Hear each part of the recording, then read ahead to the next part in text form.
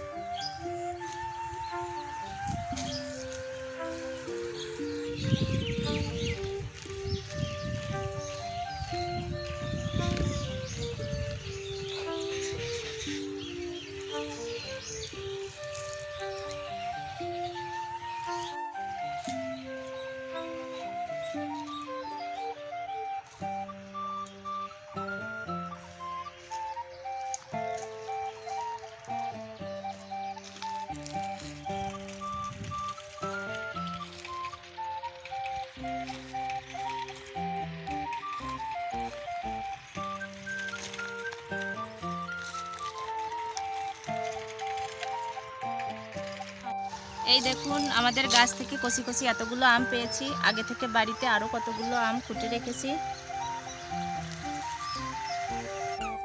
আজ আমাদের বাড়ি আমার ভাগ্নি এসেছে। ও আম খেতে খুব পছন্দ করে, সেই জন্যই আজ আমি আম চচ্চড়ি করব। ও একটু লাজুক, সেই জন্য চুপচাপ বসে আছে। আমগুলো আমি কেটে নেব।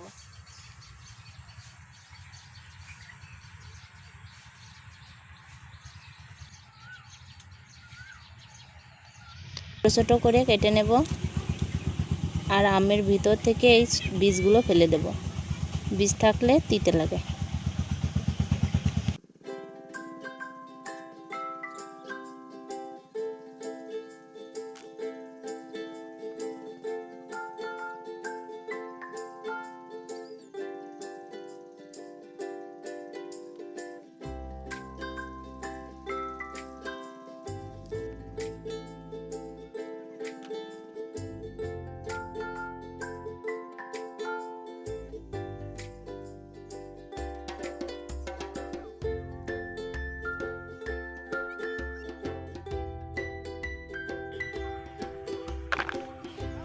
এই আমগুলো আমরা দেব না, এরকম ছোট ছোট আমগুলো আমরা দেব।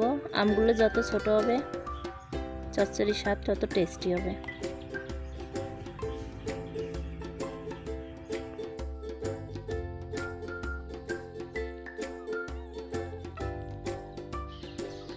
আমগুলো কেটে আমি জলের ভিতর দিয়ে রেখেছি। এখন এইগুলো ধুয়ে উঠিয়ে নেব।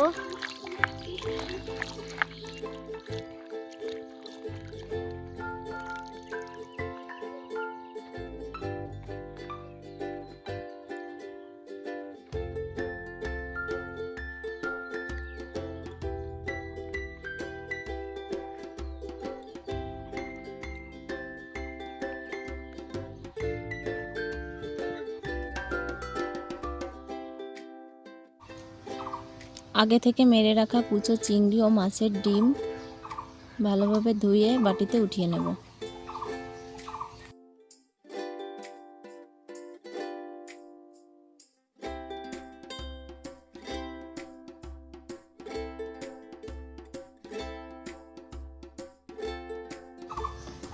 আম চচ্চড়ি রান্না করার জন্য আমি যে উপকরণগুলো ব্যবহার করব: কেটে রাখা আম, কাঁচামরিচ, সরিষা, সরিষার তেল, হলুদ গুঁড়ো, লবণ, কুচো চিংড়ি ও মাছের ডিম। কুচো চিংড়ি ও মাছের ডিমে হলুদ লবণ মাখিয়ে নেব।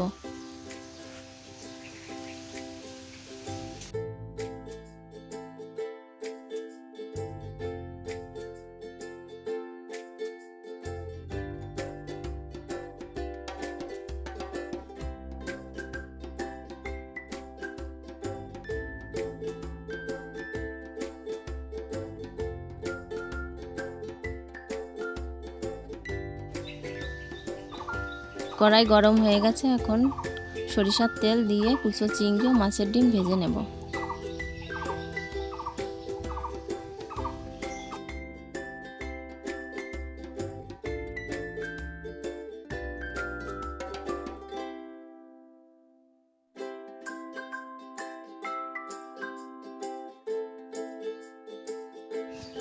কুচো চিংড়ির সাথে মাছের ডিম দেওয়ার জন্য কড়াইতে লেগে যাচ্ছে, এগুলো আমি ছাড়িয়ে নেব।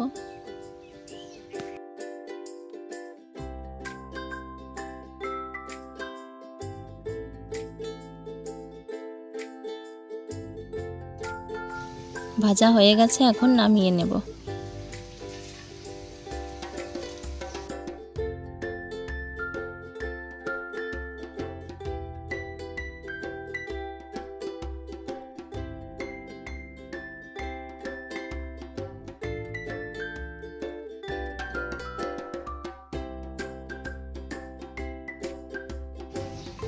চিংড়ি ভাজা তেলে আমি দিয়ে দেবো সরিষার তেল।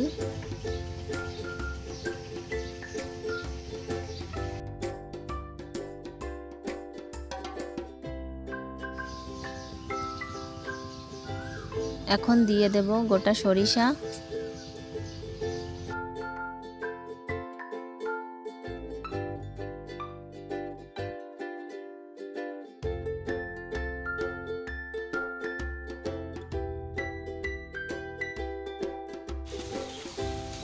দিয়ে দেব সামান্য একটু লবণ, তারপর চিড়ে রাখা কাঁচা মরিচগুলো আমি দিয়ে নেড়ে ছেড়ে নেব।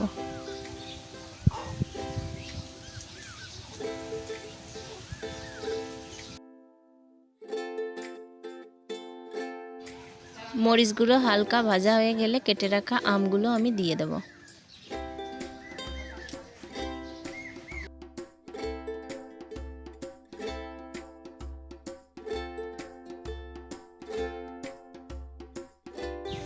স্বাদ মতন লবণ এবং পরিমাণ মতো হলুদ গুঁড়ো আমি দিয়ে নেব।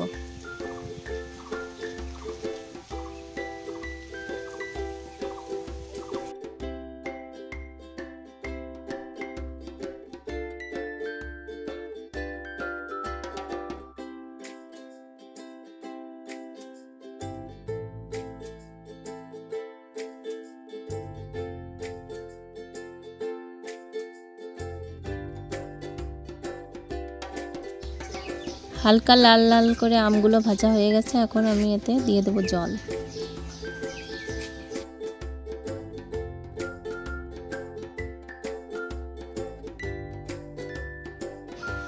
পাঁচ মিনিট রান্না করার পর আমি দিয়ে দেবো কুচো চিংড়ি ও মাছের ডিম।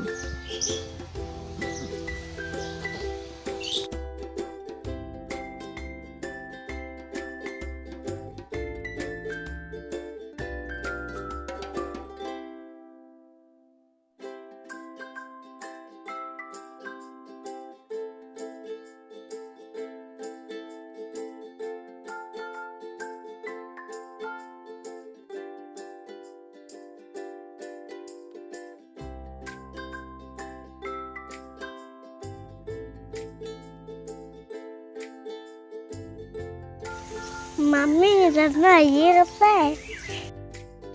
এই তো মামনি হয়ে এলো। আম চচ্চড়ি রান্না হয়ে গেছে, এখন নামিয়ে নেব। দেখুন বন্ধুরা, অনেক সুন্দর একটা কালার এসেছে, এটা খেতেও অনেক সুন্দর। আপনারা কে কে খেয়েছেন আমাকে কমেন্ট বক্সে অবশ্যই জানাবেন। ভিডিওটি দেখার জন্য অসংখ্য ধন্যবাদ। যারা আমাদের চ্যানেলটি সাবস্ক্রাইব করেননি তাদের সাবস্ক্রাইব করার অনুরোধ রইল।